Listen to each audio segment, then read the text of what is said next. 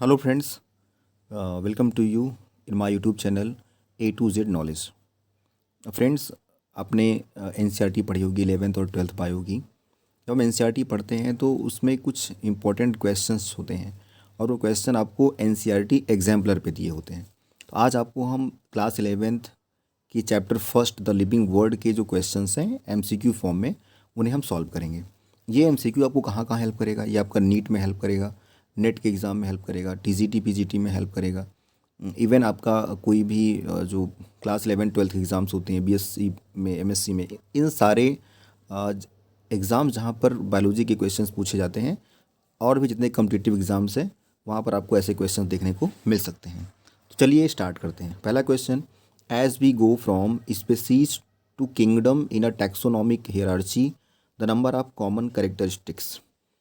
आप सबको पता है कि किंगडम के बाद क्या आता है? आपका फाइलम आती है, क्लास, आर्डर, फैमिली, जीनस और स्पीसीज। मतलब सबसे लास्ट में क्या होती है? स्पीसीज होती है।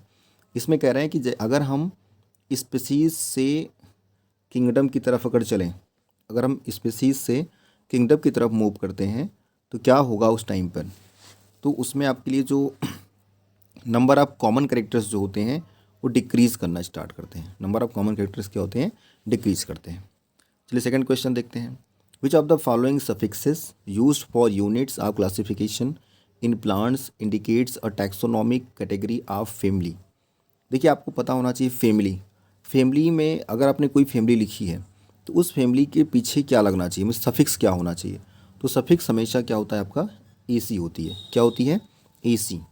ठीक है, जैसे आपने लिलिएसी नाम सुना होगा, सोलेनेसी नाम सुना होगा, तो उसके लास्ट में क्या होता है? एसी वर्ड सफिक्स के फॉर्म में जुड़ा रहता है। थर्ड क्वेश्चन, या the term systematics refers to. Term systematics refers to में क्या होगा? इसमें जो सी वाला ऑप्शन है, diversity of kinds of organism and their relationship. तो सिस्टमैटिक्स में हम स्टडी किसकी करते हैं? जो डिफरेंट टाइप के डिफरेंट काइंड्स के ऑर्गेनिज्म हैं और उनके बीच में क्या रिलेशनशिप्स हैं उनकी, इसके लिए हम टर्म सिस्टमैटिक्स का यूज करते हैं। अब चलिए हम देखते हैं क्वेश्चन नंबर 4, जीनस। जीनस क्या बताता है?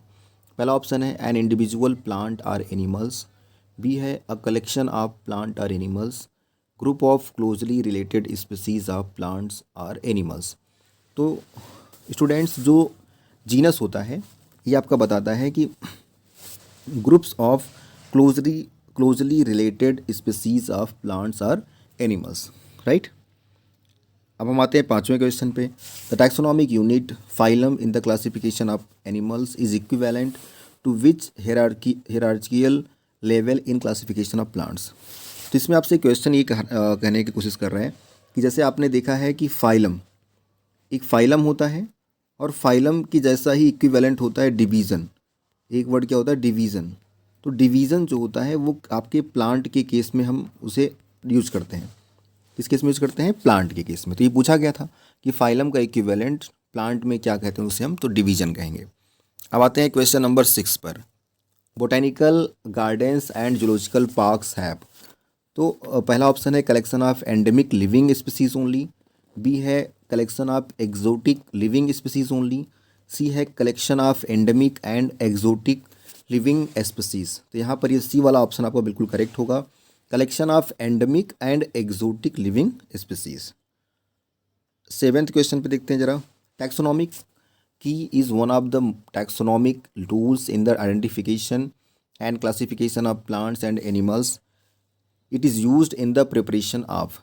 तो हम लोग जो टूल्स का यूज करते हैं वो किसके लिए होता है? क्या मोनोग्राफ्स है या फ्लोरा के लिए है? तो यहाँ पर ऑप्शन आपका ए एंड बी दोनों हो जाएगा। अब आते हैं क्वेश्चन नंबर 8 पर। All living organism are linked to one another because. First है ऑप्शन में they have common genetic material of the same type, B है they share common genetic material but to varying degrees, C है all have common cellular organisation, और D है all of the above. तो जो organism होते हैं जो एक दूसरे से लिंक्ड होते हैं, इनमें ये तीनों ऑप्शन आपके लिए करेक्ट है कि उनमें कॉमन जेनेटिक मटेरियल भी होता है। इसके अलावा जो जेनेटिक मटेरियल होती है उसमें डिफरेंसेस भी देखने को मिलता है। अगर हम कहते हैं कि, अगर हम कह रहे हैं कोई डीएनए है तो डिफरेंट डिफरेंट पर्सन का जो डीएनए होगा वो अलग अलग होगा, मीन्स उसमें जो जीन्स की ऑर्डर्स होती हैं वो डिफरेंट डिफरेंट होती हैं, ठीक है। इस तरीके से आपका डी वाला ऑप्शन यहाँ पे करेक्ट होगा। अब आते हैं नाइन्थ वाले क्वेश्चन पे। नाइन्थ वाला क्वेश्चन क्या कह रहा है, which of the following is defining characteristics of living organism, ठीक है। इसमें डिफाइनिंग प्रॉपर्टी आपको पता करनी है। पहला है growth, ability to make sound, reproduction and response to external stimuli.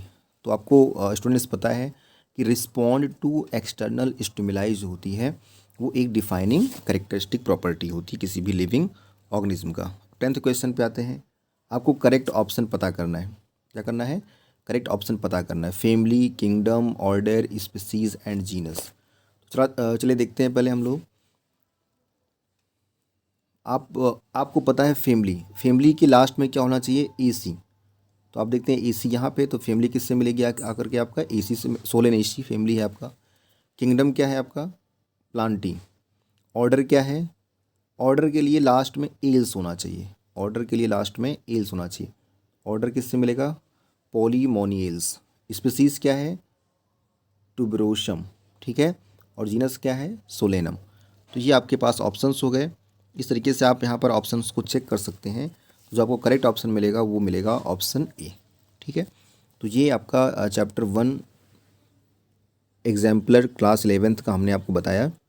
आप सब लोग इस चैनल को सब्सक्राइब करें, जिससे हम नेक्स्ट वीडियो में चैप्टर 2 उसके आगे के चैप्टर्स का भी एक्सप्लेनेशन के साथ आपको बताएंगे।